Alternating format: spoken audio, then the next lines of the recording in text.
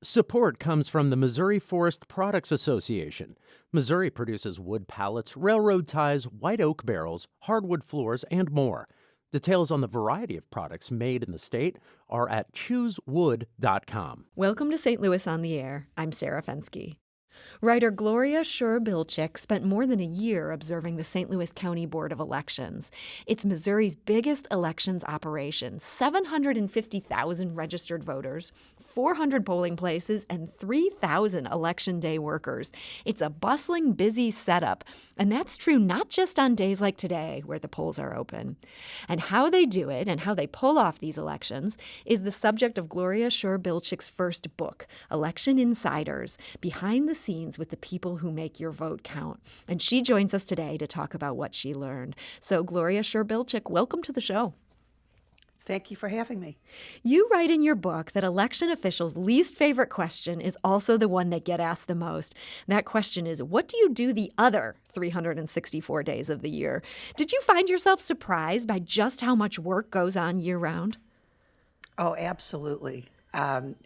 Every election is just a dress rehearsal for the next one. And as soon as they finish one election, they are on their way to the next one. I mean, it's an endless cycle of processing voter registrations and making arrangements for polling places, drawing maps, answering voters' questions, keeping track of expenditures, packing and unpacking election day materials. One of the things that they'll be doing after today, for example, is they'll just be unrolling and re-rolling miles and miles of electrical extension cords. And this just goes on all the time between all elections. So, no, it never ends. It's fascinating just how much logistics go into the physical machines, trying to get them to where they need to be. And as you say, rolling up these cords, it sounds like this is a process that they're going to be busy with for days to come. Absolutely. The warehouse is an operation that I had no awareness of whatsoever until they took me back there. And it's sort of a military operation back there. I mean, they have to figure out, there's a whole sequence for rolling everything out and rolling everything back in and getting the equipment out to the polling places and securing the stuff out there at the polling places and then picking it up.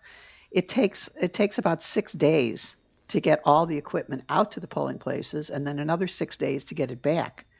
So it's just endless. Now, you began researching this book before any of us were thinking about COVID-19, but the disease rears its head at the end, and I know you've stayed on the story even since then. The pandemic seems like it's brought such a complication to what's already a stressful job. Did you get the sense, heading into this morning, that St. Louis County was fully prepared for just all the complexities that this has added?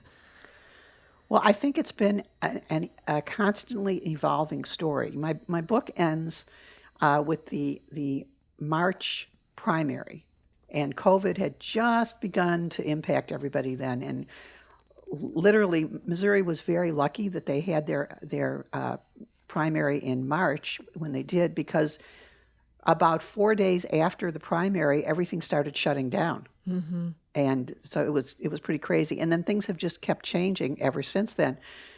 You know, as of last week, they had more than 100 people canceled to be poll workers for today. And then this morning, I'm told, they started the day with 60 less people than they needed. Oh, and they had to scramble the rest of the day. They told me they were triaging the polling places. In other words, the normal complement at a polling place is 6 to 8 poll workers. But since they were down so many and continued to have cancellations early this morning, they started triaging, meaning they took the polling places that had the most potential voters, kept them at their normal 6 to 8 poll worker level, and then the places that had less potential voters, they skinnied it down to 6 or 7. Wow. And these people that were calling off, all day. You said, 60 even beyond what they had known going into the day that they were down. Were these people who were coming down with symptoms, didn't want to infect others, or is this possibly even not related to the coronavirus? No, I think it's definitely related to corona. I was at election headquarters for the March election when this first started. And I was there at 5 o'clock in the morning, and that was when the calls started coming in, and it was all fear of coronavirus. All of it, and not even people who had it, just they were afraid, and they didn't want to be exposed to the general public, and they didn't want to be exposed to other poll workers, and they were not sure. I mean, the St. Louis County Board of Elections has done a really intense job of trying to put in all the protections they possibly can. But, people are still scared.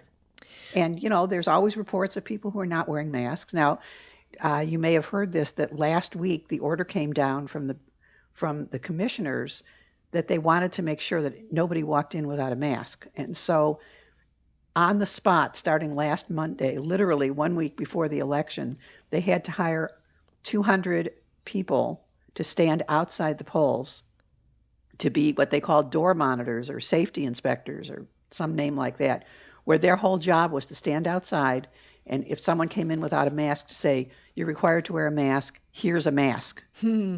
So that's 200 additional workers on top of what they normally have to find to staff these polling places. Exactly. And they were paying the workers. They're paying them $125 to work from 6 a.m. to 7 p.m. today. And they did manage to get 150 of them. So that was good. But these are just the kinds of rolling problems that COVID has caused in the election world. And it's definitely not over.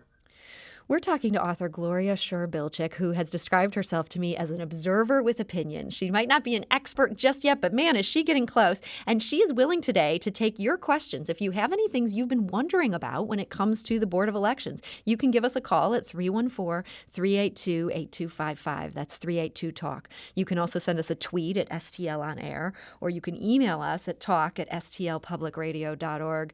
And Gloria, I wanted to ask you about, you explore in this book a technology decision that St. Louis County made that is paying dividends today. What is ballot-on-demand voting, and how did St. Louis County end up getting it? Well, 2019 was a huge year for buying new equipment all over the country.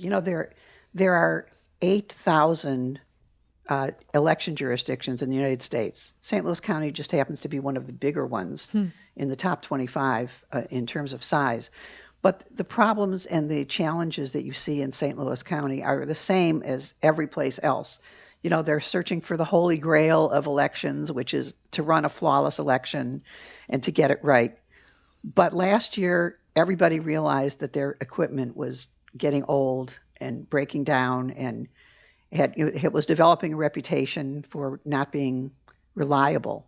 And so St. Louis County last year embarked on a quest for new equipment, and they knew they needed something for 2020 because 2020 is obviously a huge election year. So they had been using the touch screens that people are familiar with, and they started searching for new stuff, and they landed on this thing called ballot on demand, which basically is a paper ballot system which prints an individual ballot for each person right there on the spot. And that, there's a lot of clamor for paper ballots, and sure enough, they ended up with a paper ballot system. And not every jurisdiction did that, by the way. But the big payoff right now is that with COVID and with not enough people to work the polls, this year, this election, they are able to allow anybody to vote at any polling place because they can print out your ballot no matter where you live. That seems like a huge advantage right now. If you're looking for, say, a less crowded polling place, or you just want to go to something that's convenient to where you're working, you could just show up anywhere and they can print the exact right ballot. Yes, that's most important in municipal elections because you vote on the issues that are pertinent to where you live.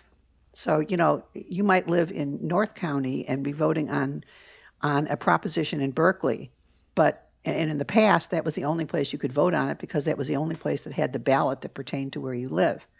Now, with ballot on demand, if you live in Berkeley, but you work in Afton, and it's closer to you during the day, election day, to vote in Afton, you can go to Afton and say, can I vote here? And they can say, yes, you can. And they can print out the ballot that's pertinent to Berkeley. It seems like a great development. I'm certainly seeing a lot of good chatter about it online. And so that's great to see that foresight that went into this. Gloria, we do have some people with some questions for you. I'm going to go to the phone lines. Cindy is calling from St. Louis. Cindy, hi, you're on St. Louis on the Air. Hi, thank you. I first want to clarify I'm calling from the city, and I believe you were talking about county elections, but I just wanted to share that I had volunteered to be a poll worker in the city of St. Louis, as I know there's concern that there wouldn't be enough. And the reply I got back via email was that they had plenty of Democrats, and that if I wanted to change my party affiliation to independent, then I could be utilized as a poll worker, and I chose not to do that. And so I kind of don't know what the rules are, and I thought that was very interesting that in this time of COVID, we're not taking all the workers we can get. Cindy, I think that's a great question, and I know Gloria did tackle this issue of the partisan affiliation in her book. So, Gloria, I'd love to hear your thoughts on why they're asking what seems like a kind of invasive question. Well, by law in St. Louis County and in many other large jurisdictions, everything has to be bipartisan. You have to have a Republican and a Democrat for everything. And as I say in the book, Eric Fay, the Democratic director at St. Louis County, said, you need a Democrat and a Republican to get into the tabulation room where they count the votes. You need a Democrat and a Republican to initial every ballot as it is cast. You need a Democrat and a Republican to do almost anything. And as he said, the only thing you can do around the St. Louis County headquarters that is not bipartisan is go to the bathroom. So, yes, the bipartisan is really, really important. Not every jurisdiction is able to achieve bipartisanship. You can imagine there are some very small jurisdictions in very small towns where everybody seems to be part of one party, and so they have a terrible time finding enough people. But sorry, go ahead, Gloria. Go ahead. And I mean, there are just some places where it's a dream to be able to have bipartisan balance in your election. And in the city of St. Louis, the demographics are such, the political demographics are such that there are a lot more Democrats than there are Republicans. And so that's the way it is. And under state law, that's something where they're kind of hamstrung. They need to be finding Republicans to fill those spots if they want to do the election according to the rules. Right. Let's go back to the phone line. Cindy, thank you for that question. Jim is calling from North St. Louis County. Jim, hi, you're on St. Louis on the air. Hi, I was just wondering why people can't just vote online, sort of similar to online banking, and from their home and use your home computer. And if they don't have one, maybe you just go to a county library or some library and, get a PIN number. Jim, that does sound lovely, but I imagine, Gloria, some of the things you've learned might suggest the answer to that. What would you say? Well, I am not, as I've said, I'm not an expert on the technology, but I can tell you that election officials to whom I have spoken are just not confident of the security of online voting yet. We're just not there yet. And, the security people are very concerned that their votes aren't changed and that the person who says they're voting is really the person who's voting, and that there's some kind of a paper trail involved in everything that you do. And at this point, there's just not a lot of confidence in election world that online voting is secure enough. Gloria, we also have a question from our Facebook page. This comes from Sarah, who asks, are there effective ways to recruit younger poll workers? I'm wondering, Gloria, if that was ever a discussion or a concern as you observed what was happening in St. Louis County. Well, a lot of people are horrified when they see the age of the people who are doing the poll working, and I am in that age demographic, so I can talk about that. Most of the people who are doing the poll working are retired because it's generally a work day, and most people can't get off work for a 14-hour shift. So yes, the demographics of poll workers all over the country skews older, and that some older people are more comfortable with technology than others, and so that has become more of a factor as electronic voting has become more mainstream. But getting younger people, everybody is constantly scrambling to get younger people. They recruit in the high schools. If you're 16 years old in Missouri, you can help at the polls. You can't be an official poll worker. But it's a challenge. It's a definite challenge. And there is, there's always the discussion about whether Election Day should be a national holiday or a city holiday, a municipal holiday, a state holiday. And that's an ongoing discussion. There's a thought that if you made Election Day a holiday, a working holiday, you would get more young people. people who are working in banks and people who are working, as accountants and people who are, teachers and stuff like that. But it's not universally accepted that Election Day should be a holiday. So we're not there yet either. Now, I don't know the answer to getting younger people. The pay is somewhat crappy, honestly. How much are they getting for that? You said it's like a 14-hour shift? Yeah, you have to be there at 5 o'clock in the morning, and you have to stay till the last dog dies at 7 o'clock p.m. and you pack everything. You pack everything up. So I think the pay now is approaching $200. I don't know exactly what they're paying today, but do the math. $200 for a 14-hour shift is, you're not going to get rich doing that. Yeah, it seems like there's some reasons that our retirees are taking one for the team on that, and we are grateful to them for doing it. You talked to let me add one more thing though. Sure.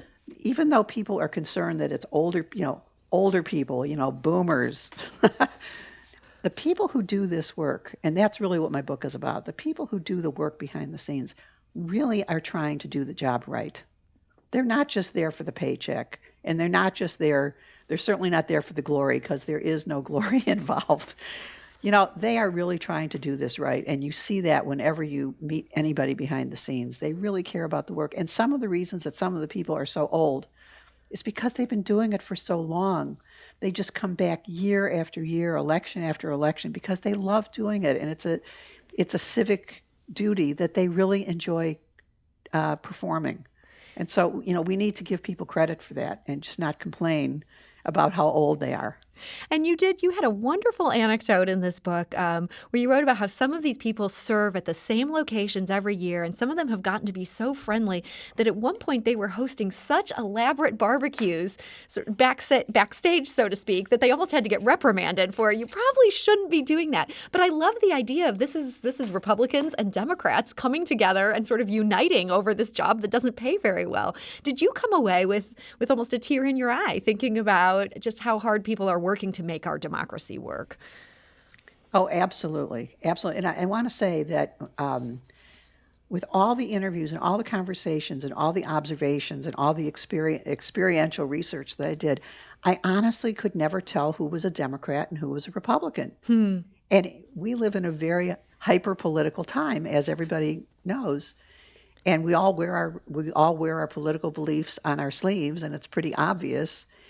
And I literally could not tell. I still don't know. There's about 65 full-time workers at St. Louis County, and I still can't tell you. If someone asked me, well, is she a Democrat or Republican? I have no idea. And they just check their political identities at the door.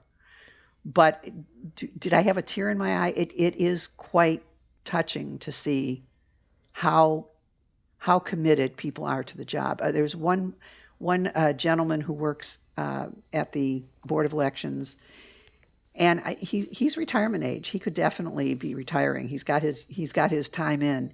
And when I talked to him, I said, "So are you thinking of retiring?" And he said, "I could, but I just want to do one more presidential." I just thought that was so charming. He just loves it so much. They like the high energy. They like being part of, the democratic system, and it is quite impressive to hear that. It sounds like this work almost gets in their blood, and in some ways it's such a thankless job. You're dealing with so many crabby people all day long, and yet there must be something about it where they're reminded that this is democracy. Absolutely. It's you just can't help notice how committed they are. Well, and this book, it's just a great book for people who've ever wondered about what their poll workers are up to, what goes on behind the scenes.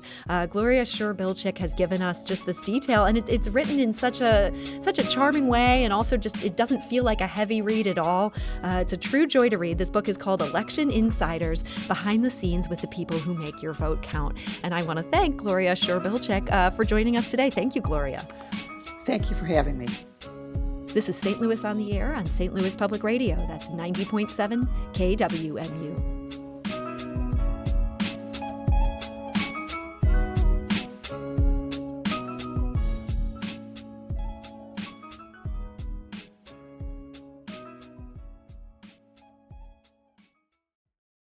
Support comes from the Missouri Forest Products Association, committed to conservation and careful management of the state's forests to make them more resilient and better habitats for wildlife.